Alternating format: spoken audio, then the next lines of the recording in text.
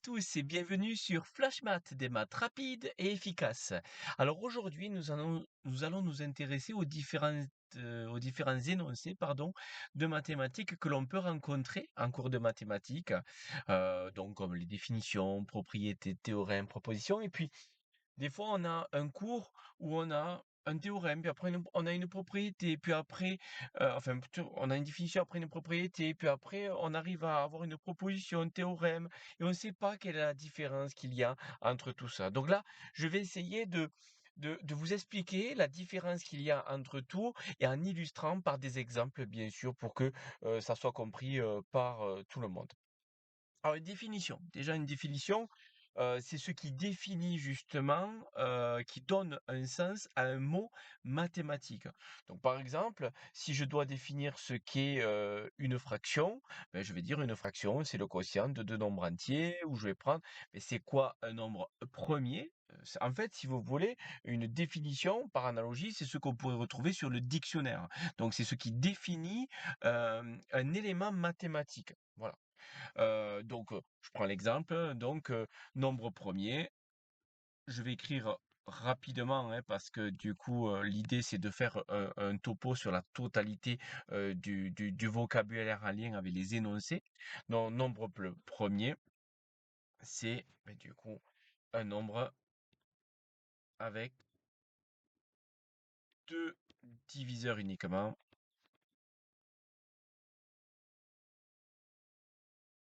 qui sont un et lui-même. Ça, c'est une définition. Une propriété, c'est, quelque chose, en fait, ça décrit quelque chose de vrai sur l'objet mathématique. Si je prends par exemple la définition du carré, non, du rectangle, je vais le définir comme ça. Donc la définition du rectangle, c'est un quadrilatère ayant 4 angles droits.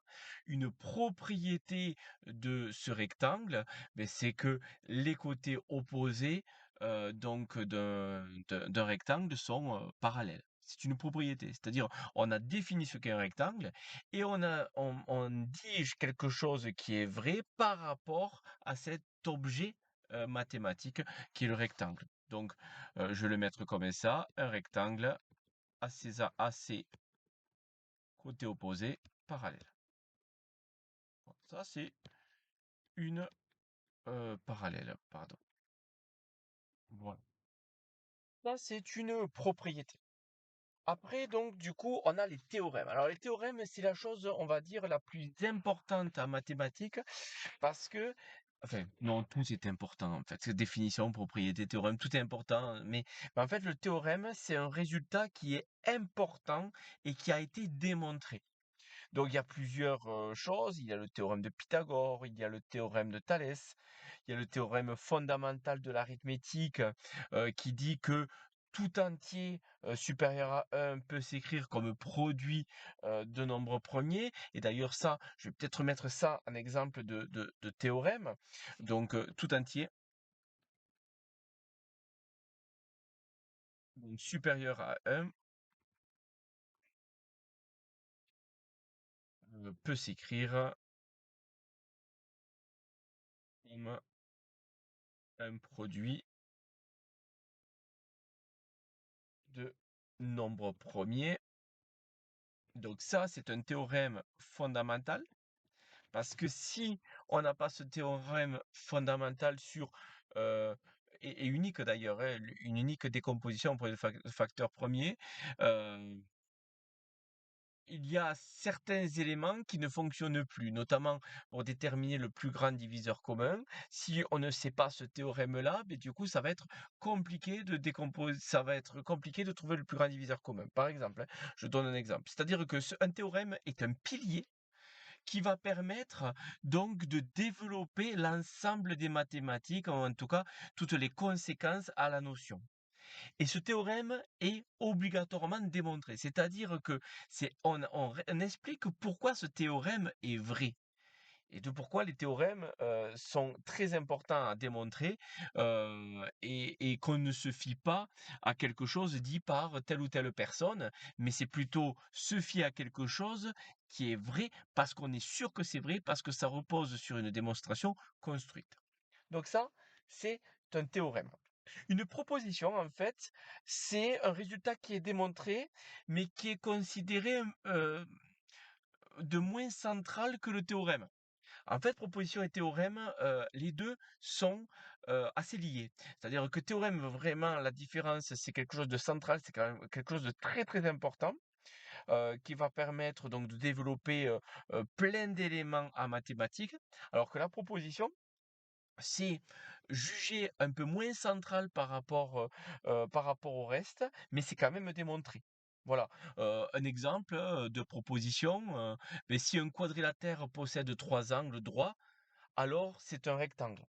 Voilà, ça sous-entend que s'il en possède 3, mais forcément le quatrième le serait, et donc ça, il faut le démontrer, bien sûr, mais du coup, c'est pas quelque chose, comment dire? De fondamental en mathématiques, parce que pour montrer que c'est un rectangle, on pourrait le montrer de plusieurs autres façons. Alors que le théorème de Pythagore, pour calculer, une longueur, dans un train rectangle connaissant les 2 autres, sans le théorème, je peux pas le faire. D'accord? Donc vraiment, c'est ça qu'il va y avoir, comme différence entre proposition et théorème. Donc je le marque, comme je l'ai dit, je prends un exemple. Donc si un quadrilatère, là, je sais plus écrire un quadrilatère, moi, pardon. Donc si un quadrilatère a 3 angles droits, alors c'est un rectangle. Voilà. Donc ça, c'est, une proposition. Après la proposition, on a le lemme. Alors, le lemme, c'est, un énoncé, un résultat, qui va servir d'étape intermédiaire pour une démonstration et notamment pour une démonstration donc de théorème ou de proposition. Hem, qu'est-ce qu'on pourrait dire?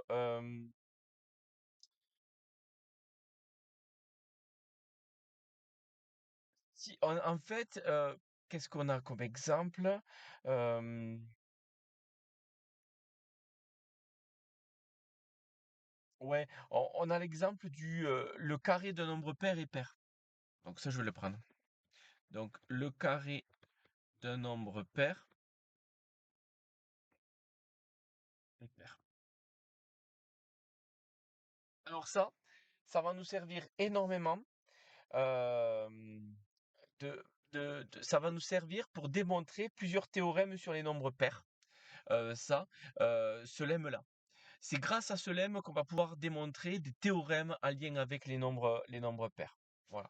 D'où, pourquoi c'est un lemme. Donc un lemme, je répète, c'est, c'est vraiment une étape intermédiaire dans une démonstration. Voilà. Un corollaire, c'est une conséquence à un théorème. Hem Par exemple, quand on dit que, hem, un triangle ne peut pas avoir 2 angles obtus, c'est une conséquence du théorème sur, alors on appelle ça souvent la propriété des angles dans un triangle. Moi, je parlerai plutôt de théorème des angles, dans un triangle, mais ça découle du fait que la somme des angles, vaut 180°. En fait, c'est parce que la somme des angles vaut 180° qu'il n'est pas possible qu'un triangle peut avoir 2 angles obtus. C'est ça un corollaire, c'est une conséquence à un théorème. Donc je le marque. Donc, un triangle ne peut pas avoir 2 angles obtus. Donc ça, c'est un corollaire. Une conjecture, c'est une affirmation que l'on pense vraie, sans preuve. Et du coup, soit c'est une conjecture au départ que l'on se fait et on va le démontrer, soit c'est une conjecture pour essayer de développer notre pensée et revenir pour voir si vraiment cette conjecture est vraie. Donc, tout dépend du coup la méthode, mais voilà, une conjecture, c'est une affirmation que l'on pense vraie mais sans preuve. Voilà.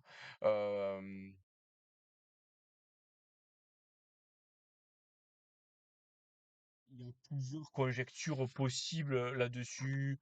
Je pense à la conjecture de Kolbach qui dit que tout nombre pair supérieur à 2 serait la somme de deux nombres premiers. Euh, et c'est vrai, hein, c'est-à-dire ici 10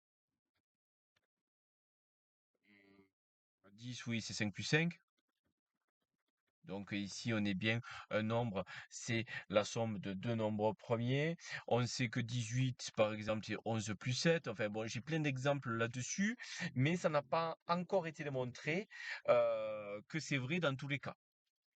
Donc du coup, ça c'est une conjecture qui dure. On a l'impression que ça fonctionne et sur plusieurs nombres, ça fonctionne. Mais est-ce que c'est vrai tout le temps? Là, on n'a pas de démonstration réelle. Donc c'est ça une conjecture. Et après, je vais finir par les axiomes et les postulats. Alors, Axiom, on le retrouvera beaucoup plus sur des livres vraiment plus scientifiques à destination de professeurs ou en tout cas de personnes qui sont à l'université, en prépa et qui sont sur des livres mathématiques. Postulat, on est plus sur n'importe quel livre, mais ça représente la même chose. Ça, c'est les bases, en fait, admises, qui sont sans démonstration. Je prends un exemple. Par deux points distincts passe une unique droite. Il n'y a pas de démonstration. Ça ne définit rien. C'est juste un constat, mais enfin, c'est même pas un constat, c'est la base en fait.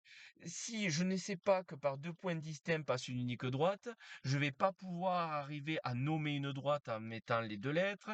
Je vais pas arriver à savoir quels sont les points qui appartiennent à telle droite ou à tel segment, etc.